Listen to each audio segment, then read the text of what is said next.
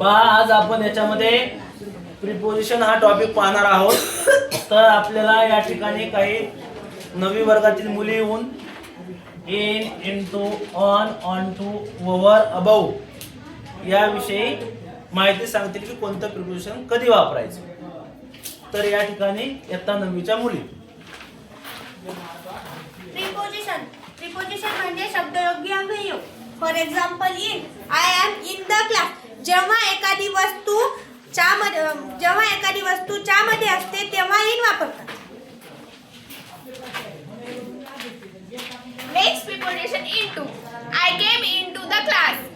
जेव्हा एखादी व्यक्ती किंवा वस्तू बाहेरून आत येते तेव्हा इनटू वापरत असतात।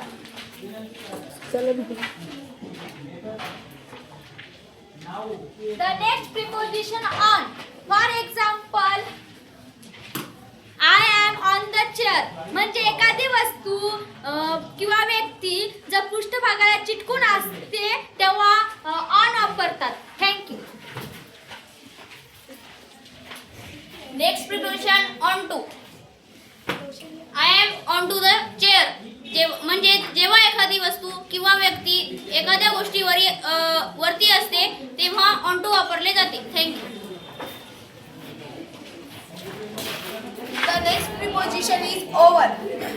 I jump over the jar. जेव्हा आपण एका ठिकाणावरून जातो तेव्हा over वापरतात। Thank you. The next preposition is above. जेव्हा एखादी वस्तू ठराविक अंतरावर वस्तूच्या वर असते तेव्हा अबव वापरतात। For example, the ball is above the jar.